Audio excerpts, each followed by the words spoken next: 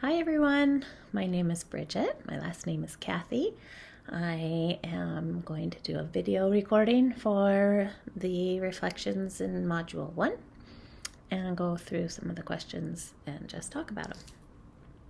So the first one was, what are we taking away from this module? So I went through the assignments we did and I just kind of refreshed my mind and memory of what we talked about in each of the assignments and took a couple notes about everything. Assignment 1 was to identify the key elements and make the connections to the readings. So readings were about the Everyday Utopias and then the Boulder Journey School. I really liked in the Everyday Utopias how they had the snack preparation, because I feel like that is really important in our classroom also. I love having the children prepare their snacks for themselves. They get the dishes off the shelf and they set up their spot. They use tongs to transfer the snack to their plate or bowl or whatever it is they chose. They are using glasses and pouring from pitchers, and they are using ceramic plates or bowls, whichever they prefer. So I just liked how that was something that we're already doing, and it's super special to our program. The Boulder Journey School talked about the unfoldment of a child is key, and I really appreciated that also. And it also talked about the natural curiosity of children, which leads to learning. So I really resonated with that.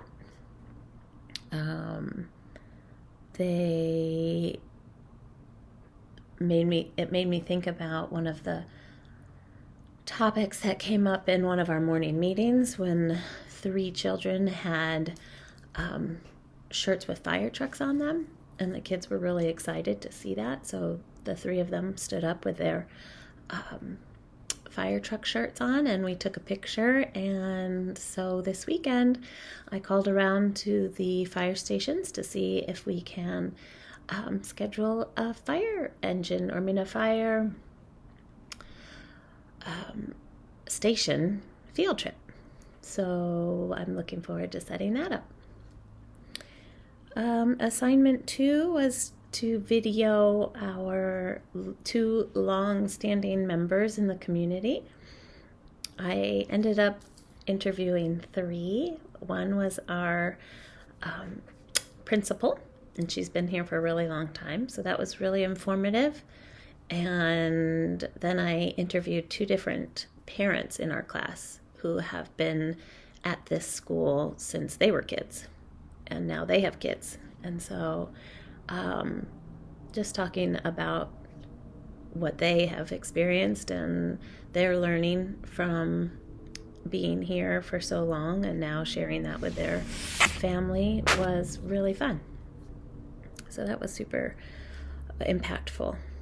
I also enjoyed driving downtown St. Louis to see where our original campus was. It started in a shop, but then moved to the corner downtown. And so I got to see where that was. And now it's, the school bought about 5 farms or something like that, a big property. And so just reading about that and learning about that was really interesting. Our assignment number 3 had the images that we picked or we chose, and then talked about how the curiosity and what was that word?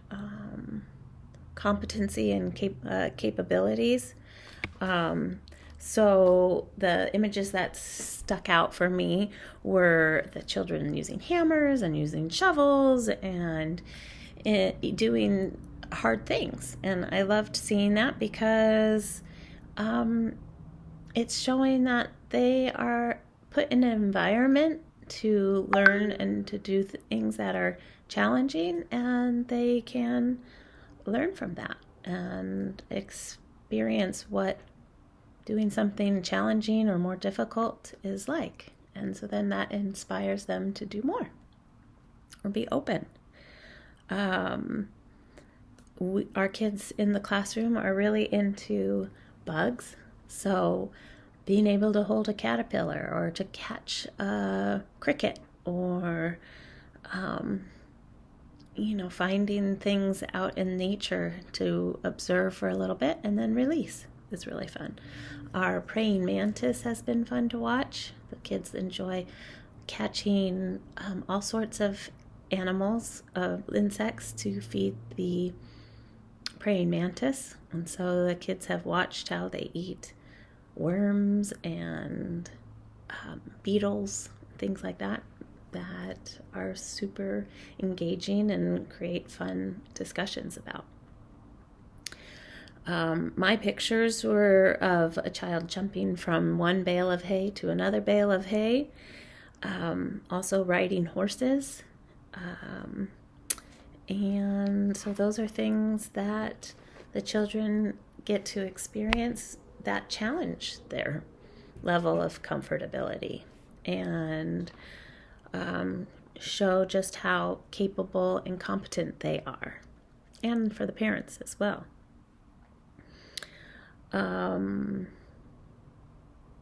I wrote down how great it is that the children experience the world full of desire, curiosity, to learn and grow and live.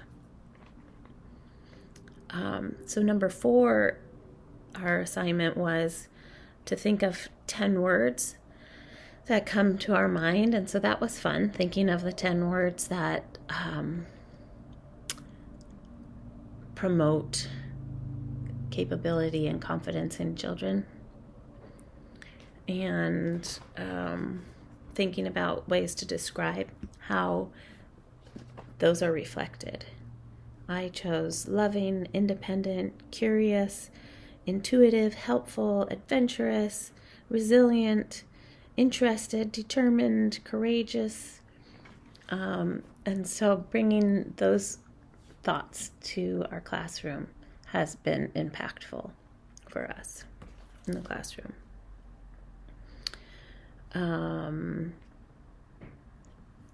I said in my reflection about the Fear Less video how I kind of stumbled on that in a different a different assignment, and I was excited to share that with my principal.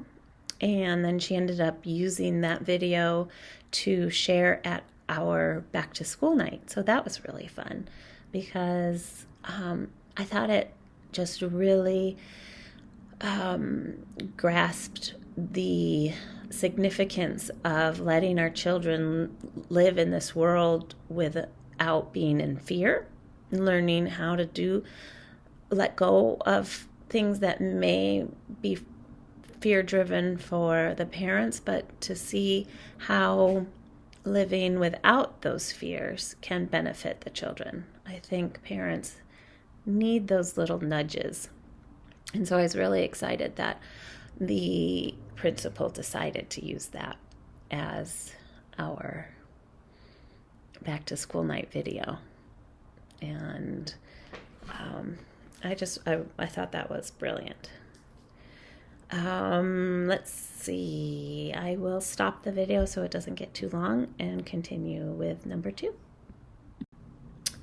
Okay, so number 2 for our reflecting in module number 1, the question is, what are you taking forward into your practice and ongoing learning? So I am taking the practice of community building into our classroom. looking especially into the inclusive aspect and providing children with more experiences to develop acceptance.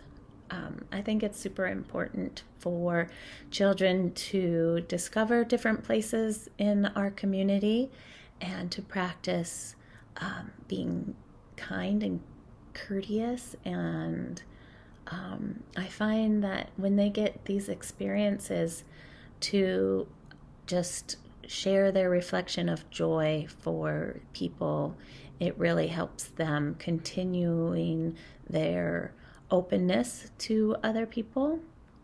So we have just visited the carpentry shop, and the carpenter on campus had set out a beautiful place for the kids to watch him sand down two big pieces of wood for us to put in our classroom, as we can use it for displaying their artwork.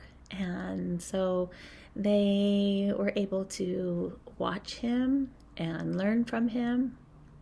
And he's a dual language speaker, so it was fun for the kids to witness just a conversation with someone who speaks a different language and kind of hearing the accent while he's speaking in English, because that's been coming up a lot.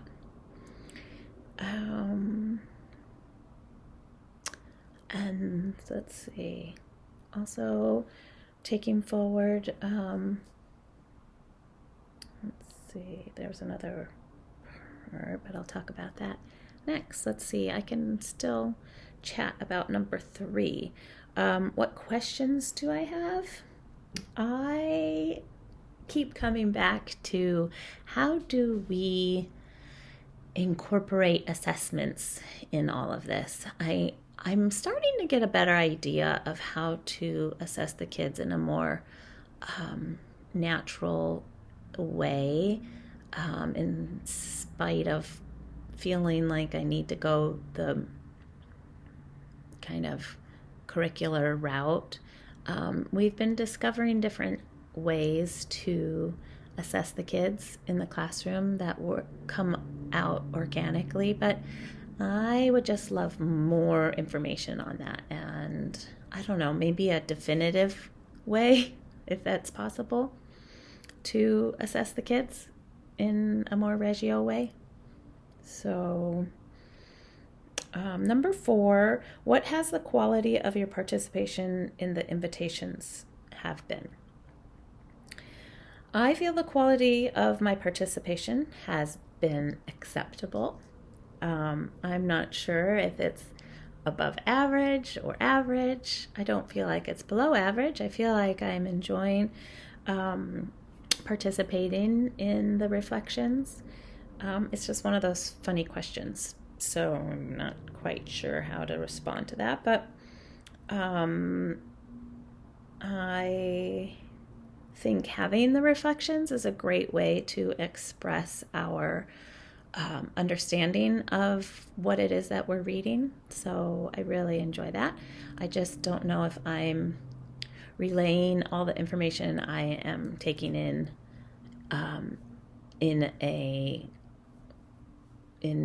the most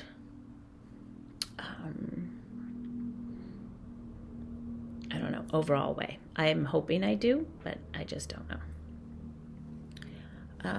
Let's see, we can go on to number 5. What were the strengths as you engaged with the invitations, and what were the challenges? I really feel like my strengths are understanding children. I've been around children my whole life.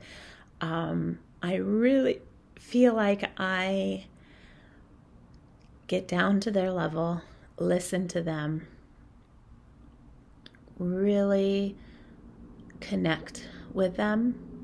And so I feel like our invitations to this work really reflects that. Let's see. I like being able to reflect on our readings and then continue those strengths that I already have in the classroom with the background knowledge I've just learned in the readings that we have done and how we've been reflecting on them. I really feel like I dive full in to the work, and really the challenges are having enough time for everything, having enough time to get all the reading in. But in actuality of the class, I feel like it is a super accommodating class for what we're doing because I'm doing it every day. So to be able to work on a class like this that we are complementing in the classroom is super special. I think that it's just the right place for me to be in this class and enjoying what we are invited to do. So, number 6, what was the quality of your participation in the co-construction learning with your small group? So I feel like I enjoyed reading the other students' work, and I felt like I was able to relate to a lot of what they said, and the things that I didn't relate to, it was really good for me to see in a different perspective.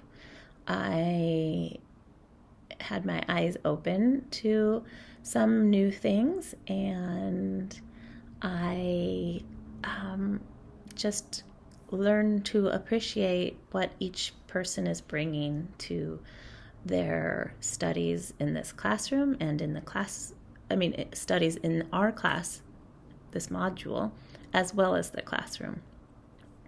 So I think that was really, really special.